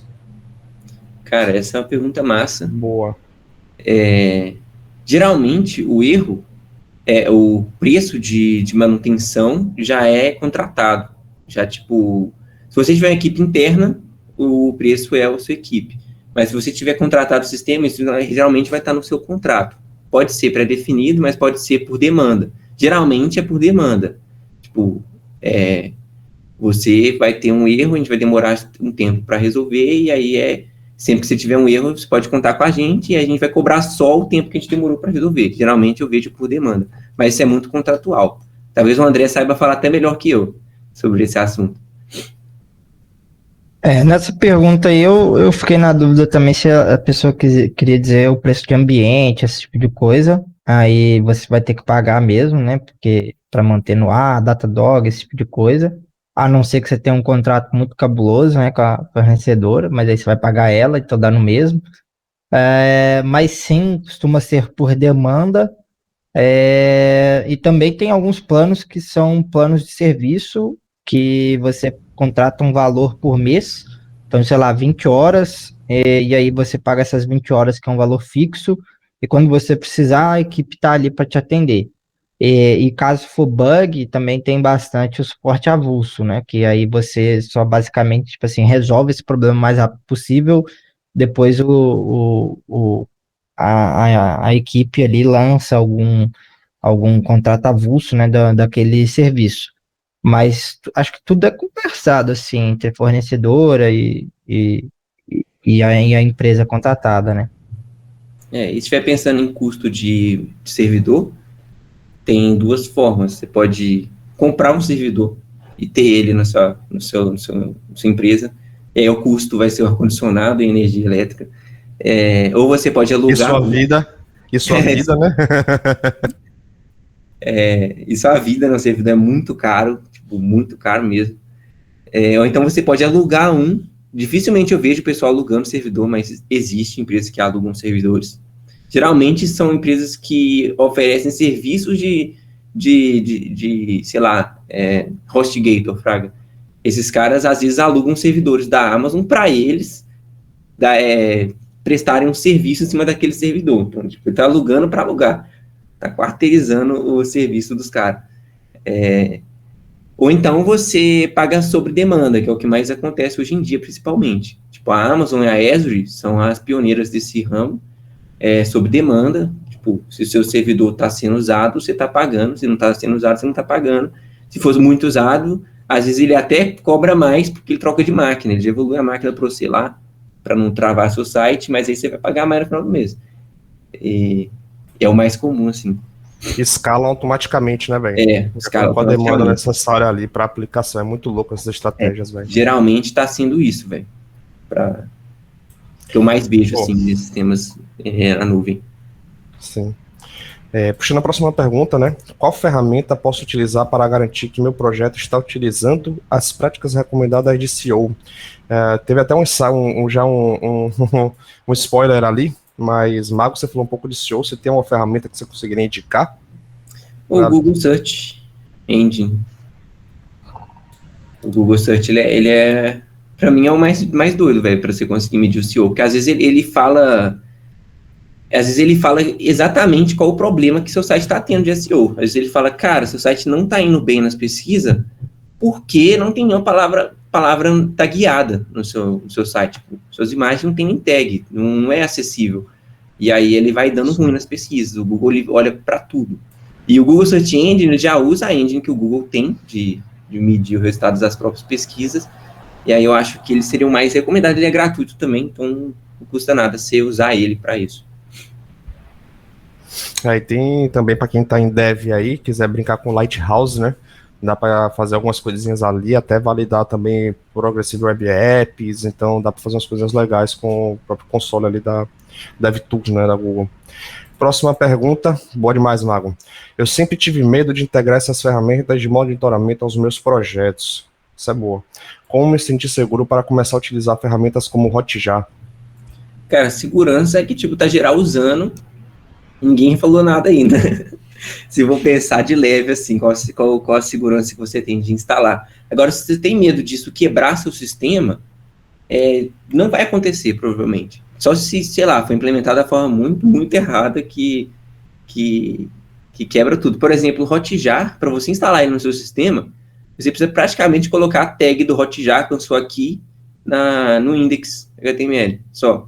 E aí o Hotjar faz tudo para você, você não precisa mais mexer em nada do seu sistema. Ele é bem seguro, assim, de funcionamento. E se o Hotjar der algum erro, estiver fora do ar, não vai atrapalhar nada do seu site. Não vai ter métrica no Hotjar no momento, mas não vai mudar nada da execução, o usuário não vai ter nenhuma mudança Não impacta em nada, né, no projeto em si. Ele vai, na verdade, agregar, ele vai trazer algumas coisas em sites, algumas coisas a partir ele faz tudo para não impactar no SEO do seu site, ele não vai impactar na performance do seu site. Não impactar é mentira, porque ele está salvando informação em algum lugar, mas é, tipo, impacto quase nulo. É um negócio, tipo, muita pouca coisa. Por exemplo, o Hotjar, ele faz aquela filmagem da tela, e você sabe que filmagem é um negócio pesado, né? Tipo, o cara vai ficar filmando a tela do cliente, que a gente está lá gastando uma internet para fazer o streaming da tela, mas não é bem assim, porque ele usa a estratégia do Keylogger. Ele vai pegar os inputs do usuário e o tempo de demora a cada input. Então, no final, é um objeto bem pequeno, com várias informações, e como ele já tem o seu site, ele consegue recriar aquela situação em tempo real. Então, se você for pensar no quanto que isso gastou de servidor, é quase nada. Tipo, ele só salvou os inputs do usuário para você, e aí depois foi tudo processado pós. Sim. Eu acho que uma estratégia também é ver a comunidade, velho. Você quer ver uma ferramenta, ver se a comunidade é aderente, ver se, inclusive, as issues, né? Normalmente essas ferramentas, ela tem também uma área de issues, onde você vê algumas coisas, ou procura comentários. Se você não encontrar nada sobre a biblioteca, aí você já desconfia. Aí você pode começar a desconfiar se não encontrar nada. Mas, bom demais. Essa aqui, Maga, direcionada para você, né? Como zera a minha fatura? Faz alguma feature para isso, por favor. Você zera a sua fatura pagando, velho. Deixando em dia. Você pode pagar com débito automático, você pode pagar com Pix, você pode pagar com transferência ou com boleto. Pagando nunca resolve. A fatura do mês que vem. Aceitamos feijão, velho. Desinstalar um aplicativo nunca vai ter também. Última pergunta para a gente poder agilizar, e só uma mensagem, pessoal, vamos estender mais um pouquinho hoje, né, provavelmente uns 15 minutinhos, quem quiser acompanhar mais ao final aí, né? Estamos chegando já à reta final, então podem ficar mais 15 minutinhos, mas o link, como a Márcia já passou aí, já vai estar disponível, né? Já chegamos aí ao final do planejado, mas ainda temos um pouco de assunto aí que deve delongar mais uns 10 minutinhos a 15 minutinhos, mas eu tenho certeza que vai agregar bastante, vai ser muito interessante. Última pergunta, caso ninguém tenha mais nada a falar. Tem como centralizar os logs pensando em implementação, estilo singleton, com uma única chamada ao método de log, sem espalhar por vários arquivos? Bom, essa aí, meu. Essa é boa, velho. Eu nunca tentei instalar, velho, um único centralizado assim. Geralmente, eu sempre uso um sistema de log. Por exemplo, tenho... Nossa, saiu da minha cabeça, cara, o sistema que a gente mais usa. Vou ter que apelar pro Google, velho. Eu acho, não sei se também a pessoa perguntou a nível de código, tipo assim, que falou de um padrão, né, tipo singleton.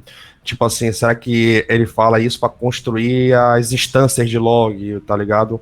Ou a factory, por exemplo, não sei se é nesse sentido, a nível de codebase, né? Aqui, ó, singleton como uma única chamada do método do log, sem espalhar por vários arquivos, né? Toda hora tá instanciando, algo do tipo. Na implementação, Cara, sempre precisa instanciar o log, velho. Infelizmente, eu não consegui ver uma ferramenta que fez isso muito bem. Nunca tentei procurar também, tentei usar uma ferramenta para poder fazer esse log automático. Você só instala, aí boa. Mas se estiver falando, por exemplo, igual a Lorena citou do Sentry, tem as ferramentas que você pode criar seus logs baseados para serem usados depois, né? Você pode já criar seus logs para você usar uma ferramenta em cima para criar um sistema de relatório do seu site baseado em logs. Você pode fazer isso também. Sim.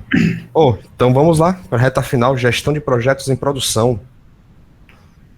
Nosso mestrão.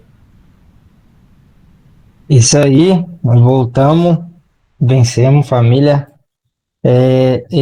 Agora eu vou falar um pouquinho aí do ponto de vista de gestão mesmo, talvez até de projeto, né? Porque você vai precisar gerenciar isso, né? Se você for fazer projeto por conta própria. Então, trouxe algumas coisas ali que podem te auxiliar a gerar mais valor e garantir que o seu produto não vai virar uma bagunça, porque também acontece de, tipo assim, que normalmente acontece, né? Você vai ter os stakeholders, né? Os chefes ali te mandando novas features e querem saber quando vai estar pronto. Você vai ter bugs em produção, você vai ter clientes pedindo algumas coisas, você vai ter o time de vendas vendendo features para clientes que não estão prontas e tudo mais. E você vai precisar gerenciar isso. Então, uma das formas aí que eu tenho utilizado para produtos em produção é o método Kanban.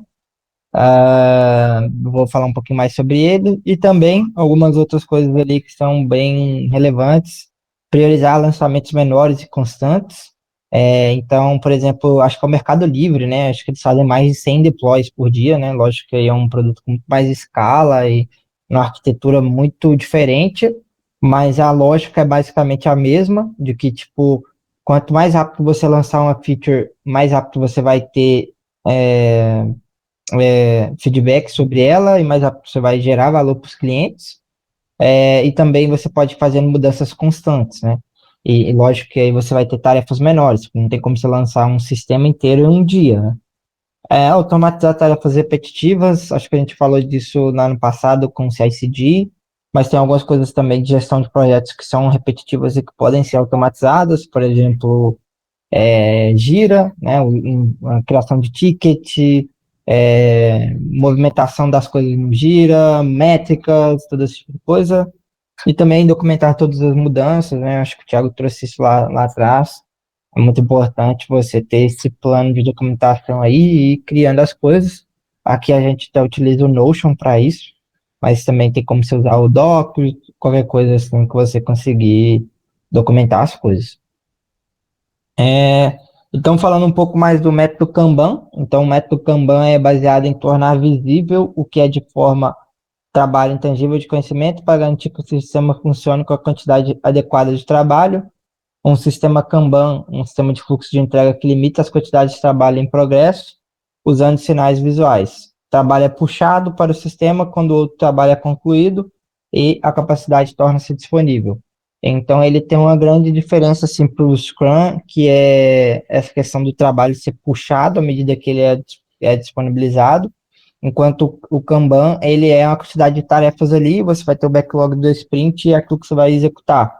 No Kanban, você vai fazendo as coisas tipo, separadamente, né? Então, você tem uma feature ali, aquela feature que importa para você, e quando você acabar, né, de andar com ela no fluxo, aí você puxa uma outra, né? Ele até tem um sistema ali de reabastecimento, né? Que é a priorização do seu backlog, né? Mas não necessariamente precisa ser num pacote geral, assim, igual é a versão do Scrum. Então, aqui eu trouxe até um projeto que tem um exemplo real de como é um board do Kanban. Então, vocês podem ver ali que ele é bem semelhante a todos os outros boards, né? A grande diferença nele ali não dá para ler, mas lendo ali é top prioridade, prioridade e todo o resto. Então, ele tem classes de serviço, que basicamente são priorizações das suas tarefas. Então, todas as tarefas top prioridade são aquelas que devem ser feitas primeiro, tipo, se tem uma tarefa ali, ela deve estar com alguém responsável, não faz sentido não ter. Isso basicamente é bug crítico em produção. Prioridade, que são aquelas outras tarefas que são, de certa forma, prioridade para sprint, mas que, para sprint não, né, para semana, mas que não é top prioridade, e todo o resto, né, que são outras tarefas mais corriqueiras, né, que não tem tanta prioridade, mas que ainda assim estão em andamento. E qual que é a diferença ele também? Ele tem o limite do WIP, né, que é o Work in Progress, então se vocês verem ali, do lado do To Do, né, tem 0, e basicamente ele prega que, tipo assim, você pode definir um trabalho, uma limitação do trabalho em progresso por cada um dos status. Isso te ajuda, tipo, a ter mais foco em tarefas e também garantir que todo mundo está olhando para as tarefas certas e que as tarefas andam no fluxo de uma maneira saudável, né? Então, tipo assim, você não vai ter 50 tarefas por QA testar e mais 50 em desenvolvimento, né? Basicamente. E aí, os benefícios, né? Alguns benefícios eu já trouxe antes, né? Então, um bug pode entrar a qualquer momento, né? Não tem aquela questão de, tipo assim, no Scrum, às vezes, né? Veio um bug em produção que é muito crítico, e aí você ferra a sprint, e acabou a sprint, porque você vai estar atuando em outra tarefa, né? E aí você tinha estimado uma outra tarefa. Até tem alguns times que têm times específicos só para bugs, né? Mas tudo bem. Talvez você não vai ter isso nesse caso. Tem também o aumento da produtividade, né? Porque você vai ter foco em uma tarefa só. A reduzir o trabalho em progresso, né? Historicamente, isso aí tem ajudado muito a aumentar a produtividade dos times, né? Que é trabalhar em menos coisas ao mesmo tempo, né? Questão de foco. Entregas frequentes, né? Então, terminou, faz deploy. Então, é aquela mudança que eu falei. Se uma tarefa está concluída, automaticamente ela vai ser feito o deploy. Você não vai ter que esperar, sei lá, daqui 2 semanas para que essa tarefa vá para a produção. Você tem também o equilíbrio entre demanda e rendimento, foi aquilo que eu falei, né? De work in progress. E fonte de variabilidades mais explícitas, né? Como você tem um fluxo tão bem detalhado, né, e as coisas também limitadas, você vai saber onde estão os gargalos. Falando um pouco aqui como você pode implementar o Kanban, o Kanban ele tem esse foco na qualidade, então basicamente uma das premissas deles, que pode ser premissa para qualquer um, né, você não necessariamente precisa implementar um método Kanban para seguir isso, acho que de maneira geral isso é muito importante. Então, começar com construir um código de alta qualidade. Então, você reduz o trabalho em progresso, em curtos prazos e entrega frequentemente. Em seguida, equilibra demanda e rendimento, limitando o trabalho em progresso e criando folga para liberar banda, permitirá melhorias. Então, basicamente, é você não ficar 100% do tempo com tarefas em andamento também, porque ao mesmo tempo que você não ter aquele tempo ali de parar, não, vamos fazer a retrospectiva, vamos saber que poderia ser diferente, pode ser meio que você ir às cegas, né? Mas então, com um bom funcionamento, aperfeiçoando a capacidade de desenvolvimento de software, melhorar a priorização para aperfeiçoar a entrega de valor. Acho que isso que está escrito aqui pode ser aplicado em todos os projetos que você tiver, né? De maneira geral, eu sempre que eu tenho implementado isso, eu tenho melhorado meus índices de produtividade, que é código melhor, gera menos bugs, gera menos retrabalho, gera mais valor, ao mesmo tempo que escopos menores de trabalho também, porque se você tiver um grande escopo de trabalho, se a tarefa for gigante, vai passar alguma coisa, inevitavelmente. Então é isso. Aqui um pouco assim de um quadro, talvez um mais bonitinho, né, com algumas métricas também. A galera costuma falar muito do método Kanban, porque no Scrum você tem um pouco de previsibilidade mais, né, maior, né? Você define ali alguns entregáveis para uma quantidade de tempo. No Kanban até tem isso, mas isso não é tão explícito assim. No Kanban ele aceita tipo vários tipos de tarefas diferentes, então tarefas que já têm data de entrega acertada, então ali fica explícito isso no board, tarefas que não tem, mas que você mede a vazão por semana, então é isso, e ali tem um CFD, né, que você consegue visualizar como é que está o seu processo de desenvolvimento, isso também tem no Scrum, mas enfim. E aqui um exemplo de um CFD, projeto real, de quando a gente passou a implementar um pouco dessas filosofias do método Kanban. A gente viu ali que um aumento muito grande ali, né, nas tarefas entregas, mas basicamente o que a gente fez ali foi focar em entregar tarefas. Então a gente fez uma força-tarefa para ver como é que estava cada tarefa do nosso fluxo, do tipo, a tarefa está em espera, por que está em espera, criar fluxos novos que não existiam, que talvez iam refletir melhor o status, tipo, tarefa estava aguardando o cliente liberar, e aí não existia esse status, só existia o status em espera. Então você não ia saber, tipo assim, claramente se ela estava em espera, mas em espera do quê? Então a gente fez essa separação e tentou deployar o máximo possível ali das features, né, que possibilitasse gerar valor, né? E ali é o que a gente viu no gráfico, né? Várias tarefas que foram concluídas de uma só vez. Vamos conversar. Aqui suposto a gente dar uma pausa, né? Mas como a gente acabou estourando o tempo, pode ser que a gente vá direto para a conclusão e abra para as dúvidas ao fim, beleza? Pô, se achar confortável, podemos fazer assim, pô, Portugal. Você finalizando aí, a gente traz, tem algumas perguntinhas te esperando aqui. A gente puxa elas depois. Beleza. Não só basicamente conclusão, que era só mais um slide. Então, acho que o mais importante também, depois que você tem o seu software em produção, é focar no cliente, né? Então, entender e focar nas expectativas e necessidades do cliente, do porquê melhorar, o que estamos tentando melhorar, quem é o cliente, o que ele solicita, quais as expectativas. Acho que, independente de qualquer coisa, o foco no cliente, principalmente em produtos menores, é o mais importante. Depois você pode se preocupar com outras coisas, né? Mas no início ali é foco no proporcionar as melhor experiência para o seu cliente, né? Tipo assim, para os seus pequenos clientes ali.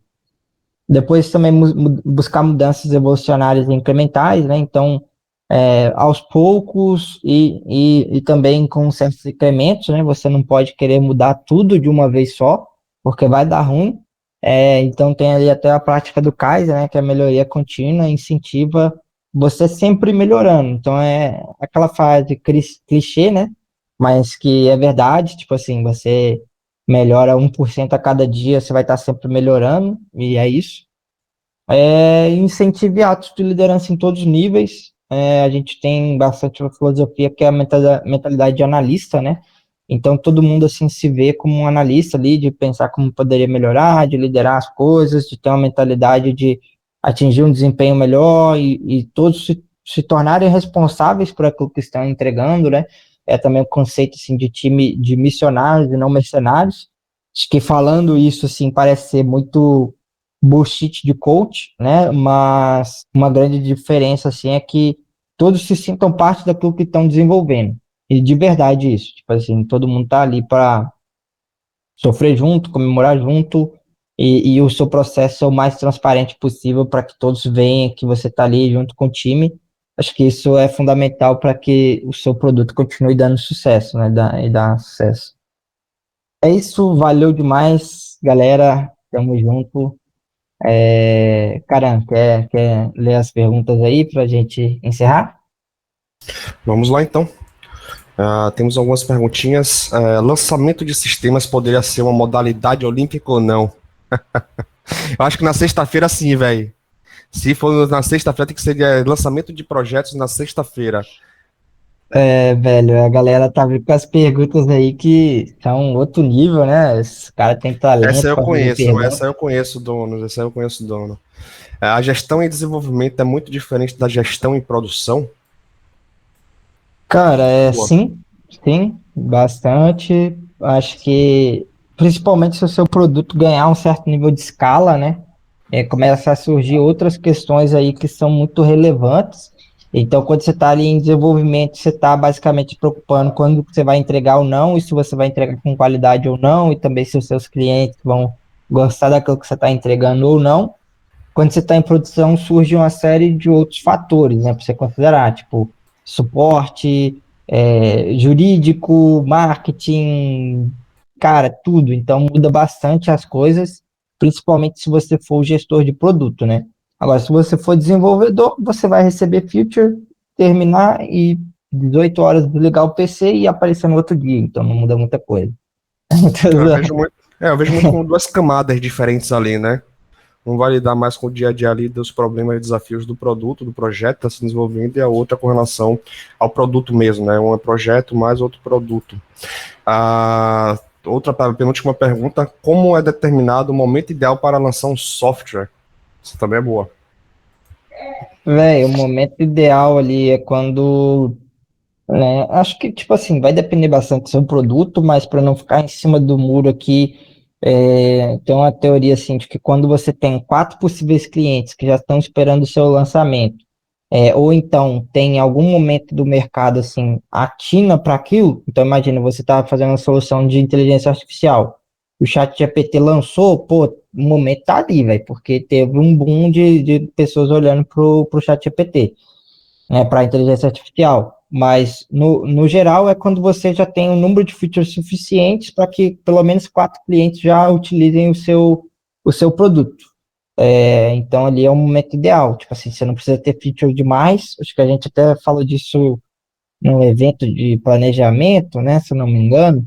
Que, tipo assim, se você não tem vergonha da sua primeira versão, então você lançou tarde demais, né? Mas ter um mínimo ali suficiente para que alguns clientes já utilizem e você já gere valor, né? De ponta a ponta. Tem pessoas que falam, inclusive, para não demorar muito também lançar, né? Lance o mais rápido possível, que também não espere o momento ideal. Esse momento ideal, às vezes, nunca vai ser alcançado, né? Se você não tentar logo. Última pergunta: quais são os principais desafios enfrentados durante o lançamento de software? Mano, tudo, mas tudo porque basicamente você vai estar indo para a produção e ali vai existir um mundo novo, mas basicamente eu diria que é a ansiedade, né, de conseguir clientes. Na verdade, tipo assim, depende, né? Tipo assim, se for um sistema interno, suas principais dificuldades vão ser os possíveis bugs que os novos usuários vão descobrir, porque eles vão descobrir alguma coisa. E ali vai ser o mais estressante. Agora, se você estiver lançando um produto que é, sei lá, e-commerce, aí sua principal dificuldade vai ser a questão de marketing, né? Tipo assim, nossa, será que a galera vai estar vendo acesso? Como é que o meu CEO tá? Porque, tipo, por mais que você possa ter boas práticas de SEO antes de lançar, você só vai conseguir ter dados real dele depois que você lançar. Então, você vai estar naquele limbo ali de, tipo assim, porra, como é que tá o SEO do meu site, né? SEO. O Lighthouse, você tem uma noção ali, né, do localhost, até ambiente de dev e tal, mas ele só vai ser concreto mesmo, né, quando tiver métricas de usuário. Então, acho que depende do tipo de sistema que você está lançando. Mas no geral tudo vai dar um friozinho na barriga ali. Se eu puder aproveitar o gancho, eu acho que também é muito possível você ter menos dificuldade, e tem projetos que, por natureza, você vai passar muito nervoso com o lançamento do ambiente em si. Isso que também falamos aí do momento certo de lançar, uma coisa certa, você lançar cedo costuma ser bom. Até em desenvolvimento por questão de facilidade, né? Se a sua entrega ela é menor, normalmente você vai fazer o quê? Você vai apertar um botão e a entrega vai sair na sua pipeline. Se você demora muito, você tem muita coisa para checar, cara, você vai precisar de um batalhão inteiro para checar feature, precisar de um batalhão inteiro para acompanhar aquilo, ficar vendo log, vendo se vai lançar mesmo, se vai dar certo. E, tipo, isso é tudo que você não quer que aconteça, sabe? Você quer que seu deploy seja um botão. Então, isso é uma dificuldade, sim, que vai acontecer com muita empresa hoje no mercado. É isso. Tem mais alguma dúvida aí, galera? Não? Alguém tem mais algum ponto que quer comentar também, trazer um pouco da experiência? Tem mais uma pergunta aqui, essa aí entrou de por último, essa aí tem que ser compartilhado, né? Mas evento top, parabéns à equipe. Isso aí foi uma parabenização para todos. Também concordo, botando aí um gancho, também agradecer a todos aí que participaram e aos meninos aí também construíram todo esse projeto. Bom demais. É isso aí, então, galera. Obrigado, André, Caram, Mago, Thiago, por ter...